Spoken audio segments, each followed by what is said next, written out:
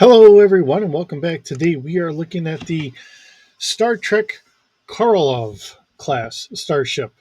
So let's get into this.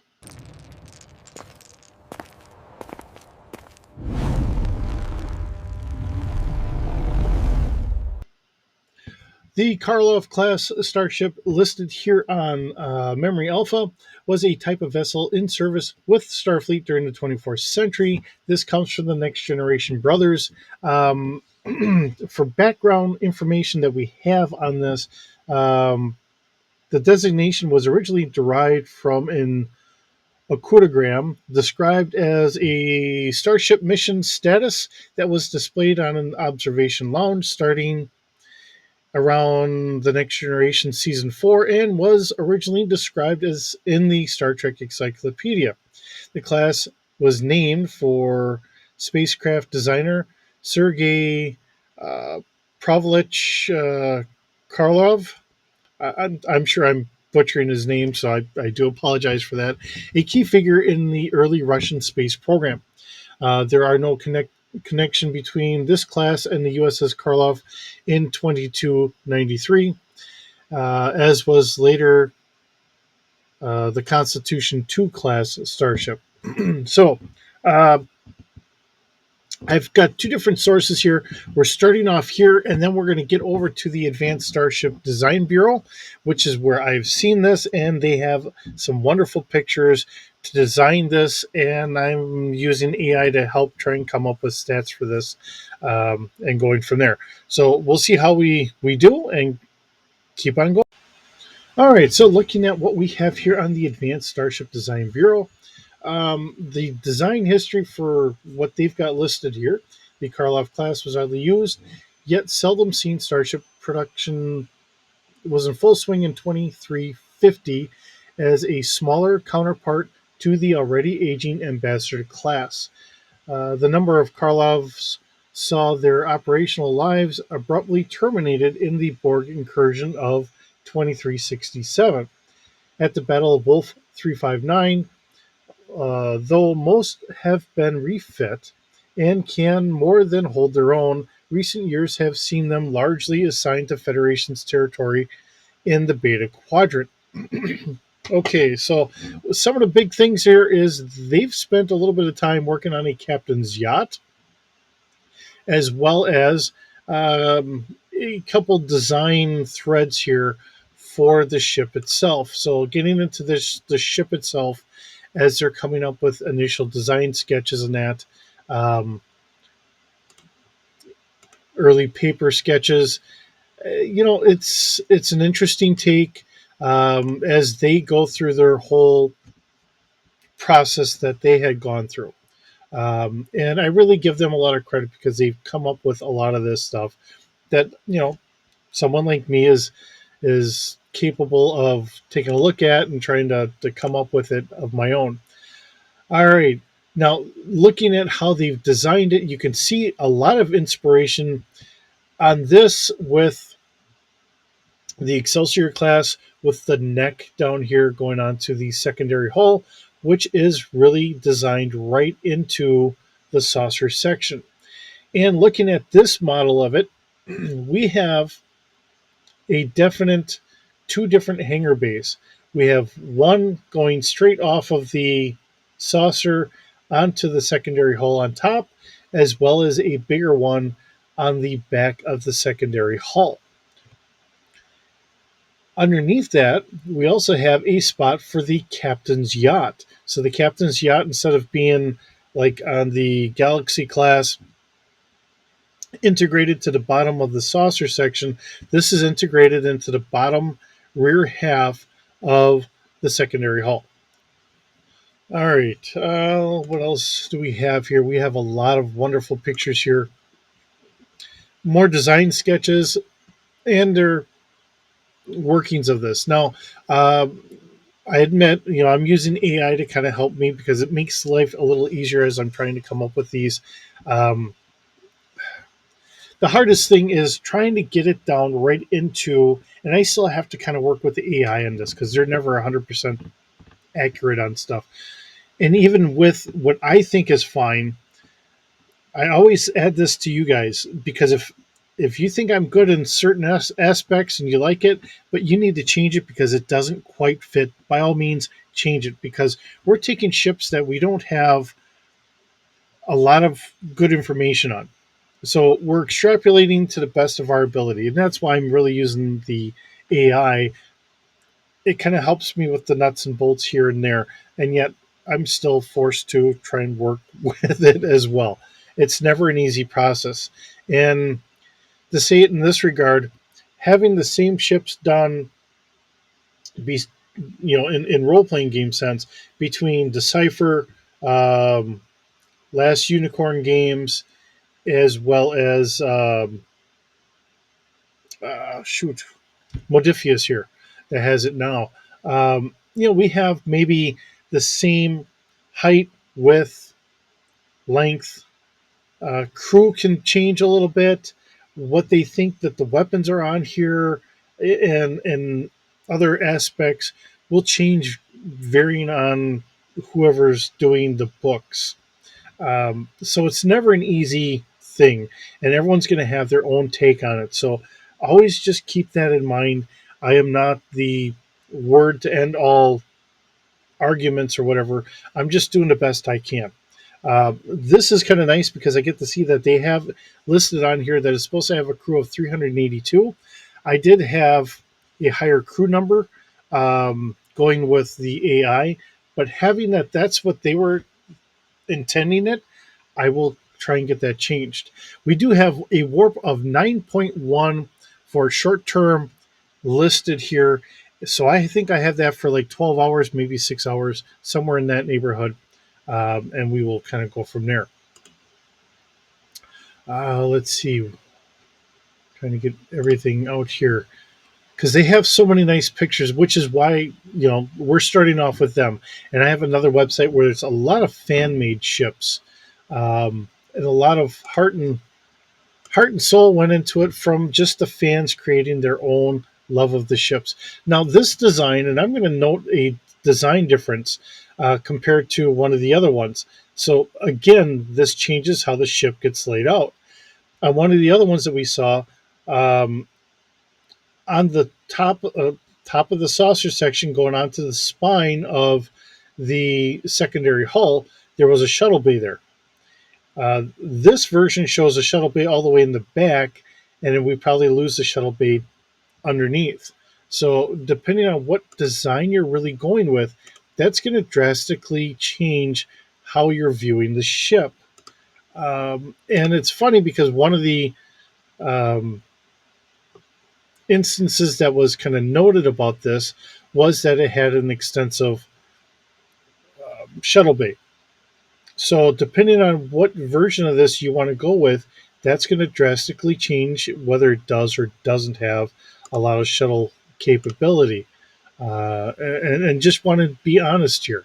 So, this is showing just a single shuttle bay, a little bit more in line what we're used to with the original Constitution class than the extensive shuttle bays that we see, say, from the Galaxy class. Um, and we also lose our impulse engines on the side because it's got it directly in the back here as well.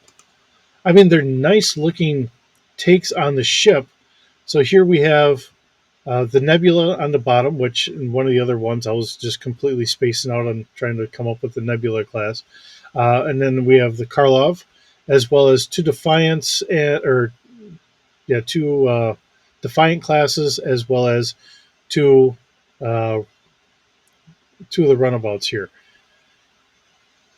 You know, these all fit in hand, and I think that's an important thing here, as we're always looking at different ships for different purposes. You might want to still be able to do exploration and extra scientific, but some ships are going to be meant a little bit more for doing patrols. They may work in tandems on some of these patrols, or they may end up having to uh,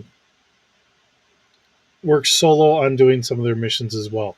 All right, so we have the Korolev class project with the imagery of Korolev there himself on the patch, as well as a kind of plate that we would see on a bridge or somewhere else on the ship, you know, denoting the ship itself, and another one for the Goddard, USS Goddard. Okay, now the credits on this are designed and redesigned by Jason, improved schematics, graphics, and Captain's Yacht by Chris, which we have yet to get into yet. Preliminary 3D model by Rob Caves, and a 3D yacht model by Kenny here. As we get going on the yacht, because I do have stats done for the yacht as well. Um, Looks like we do have a foot that comes down off on the side here, and I'm sure that we have one in the front. Looks like it's kind of like the kind of feet that you would have seen from Star Wars from the Queen's initial yacht there. Um, Going off of that type of design sketch, as well as coming up with an interior diagram. So this is actually a fairly nice looking diagram. Wonderful to see these for any ship, and I don't care what the ship is. When you get to see how they've designed these, um, just allowing us to be able to use them in a gaming sense. You know, we have our quarters here, we have our cockpit, transporter pad, all that stuff. It is always kind of nice to see a lot of this stuff being placed in there. It gives us a better sense of what we're doing, where we're going, and so on and so forth. So this is our entry from the nose, as well as something that we have to work around for our cockpit in there, and some nice kind of 3D rendered pictures that they had come up with, as well as some others with some crew members on the ground, and a rear view for, or no, this is the entrance here, the front entrance and the hatch door. Trying to keep everyone all nice and safe. And then here's a nice 3D lighting display of that. And it looks like they were working on, I don't know if, yeah, this would be a 3D model of them having a model of the ship. Because looking at that wood grain, that's definitely a 3D model of it. You know, as 3D sometimes gets a little older. And here's another take on it with the different warp nacelles there. And then we have a warning, airlock safety procedures. You know, I'm sure they had a lot of fun coming up with all this stuff, which is, half the experience of doing these. Uh, just the fun that people have creating this stuff. And then I'm just the person trying to bring it out to everyone else to show you their fun, their work that they've put into it, just doing it on my own. It is a lot of pleasure to bring this stuff to you. All right, with this, let's get into our D6 stats and see what we've got here today. All right, so looking at what we have here today, the craft is a United Federation of Planets Kolov class heavy cruiser. Now, heavy planetary defense cruiser, capital scale with a length of 417 meters. Now, that gives us general skills can be capital starship piloting, crew skills, same as what we had before. So we're going to have a astrogation of 3D, capital ship gunnery 4D plus 2, capital ship piloting 3D plus 2, capital ship shields at a 4D plus 2, and a sensors of 4D. Our crew complement would be the 382 that they had listed, giving us our skeleton crew of roughly 38 with a plus 10 to all skill rolls. We also have enough area for about 50 passengers, troops, what have you. Cargo capacity. Now, I don't know what to put onto this. I gave it about a 10,000 metric tons on here. Usually, when we look at our Star Trek ships compared to like our Star Wars ships. Usually, the Star Trek ships have more cargo capacity than a lot of our other ones. So when you're converting this stuff, it's always kind of a hodgepodge guess work of how we're doing this. Consumables, we're guessing about 3 years here. Now, I did not change this from the Bradbury. It's not available for sale to civilians, but estimated about 85 million credits if you're going for that. Our warp speeds. Now, this is where things get a little goofy because our standard cruise, I'm guessing, is going to be warp 7 because it does mention a 7 with a 9.1 for a limited time. But it also mentions that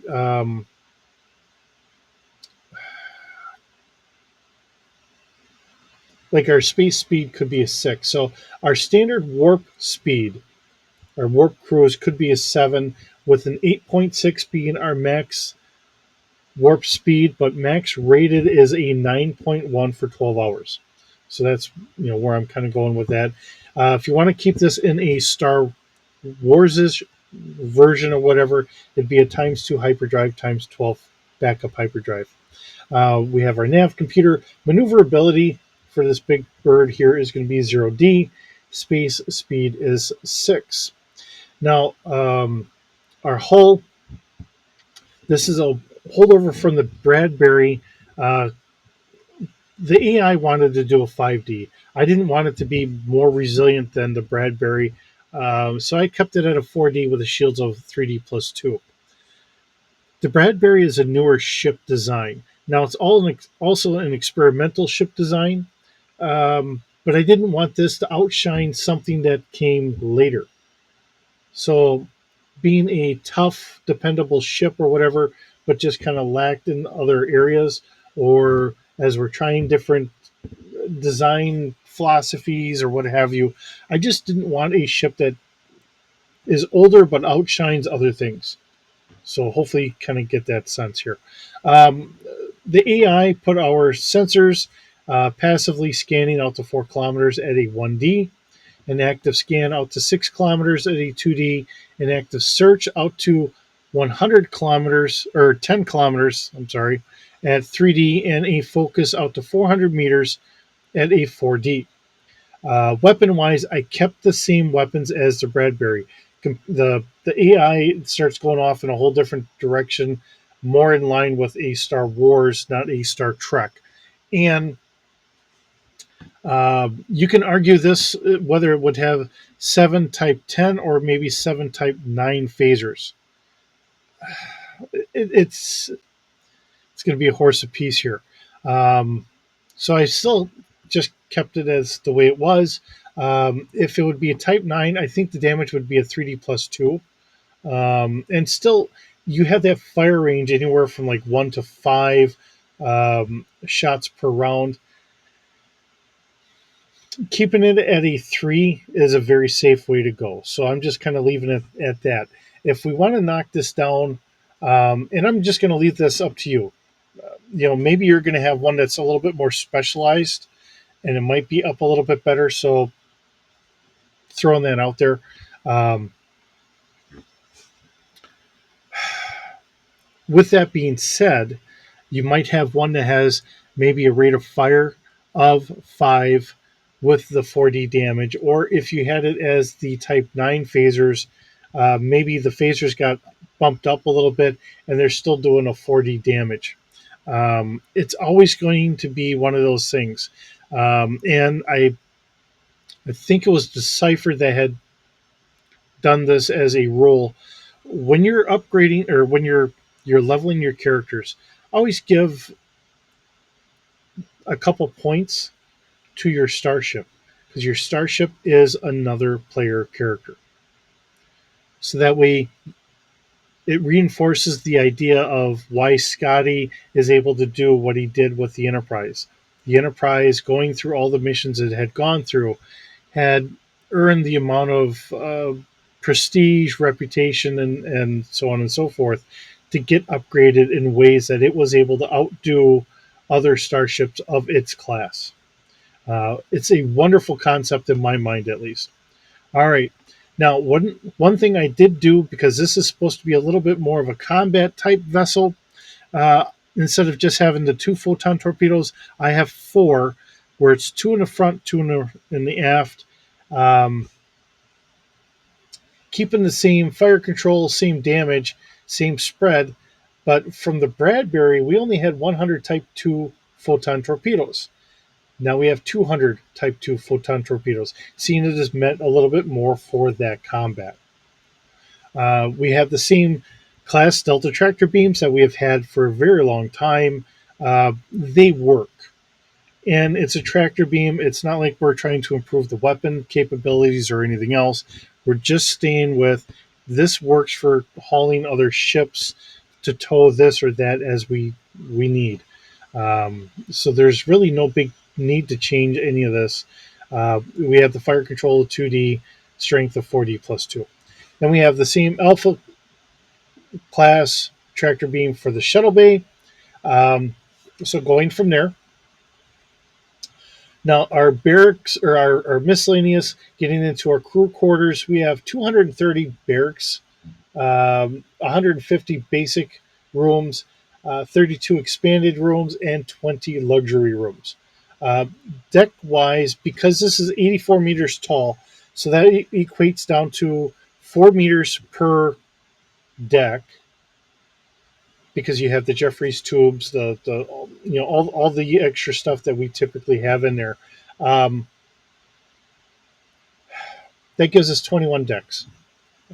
We have our 240 escape pods with a capacity of four. This was commissioned in 2345 by Earth Reckoning. That was in one of the drawings that they had done. Personnel transporters. Well, I've got the two on here with a six-person capacity, and this is still the holdover from the Bradbury. I didn't really see a big need to change this. Um, if you find that need that we need to change it, by all means, change it. I don't know how many transporter rooms we're going to have. Again, we're looking at a crew of a little under 400. I think if we can move 6 people per transport with an emergency capacity of 18 people on two different transporters, I think that's pretty reasonable. Um, this is where it's going to get a little interesting, because depending on which one you want to go with, and this is just looking up on MSN, so on Bing, it's got a little bit of a write up here, so I'll read through it. And one of the things it is going to say is it had a substantial shuttlecraft complement, or shuttle bay. But depending on what version of this we want or we're going with, you're either going to have the two shuttle bays or the single shuttle bay, very much like the old Constitution class. I don't know which one to really go with. So on the safe side, I kept this with just the 6 shuttlecraft and the 2 shuttle pods, and of course the 60 probes. So I'm just being on the safer side. If you think it should be that other one where it's got the 2 shuttle bays and a bigger capability, by all means, change what you need to change. I've always said that. And because this is for a role playing game, using Star Wars as the base template for running it, do what you need to do. Um, I mean, we're using a system that works very well for this, and we're trying to make it into that. And it's always a hodgepodge of how we're doing things. It's nice when I have stats that I can go off of and say, "Yep, we're going to throw this one in here," and I got that written up on my little chart, and I can go from there. Um, Otherwise, I'm always taking a guess one way or the other, and I'm never going to say I'm making the right guess. I'm just making the guess that seems right at the time. Because I've always looked at stats later on that I've done and said, I don't think I did this one quite right, one way or the other. So just being honest. All right. So the write up that we had gotten off of Bing here was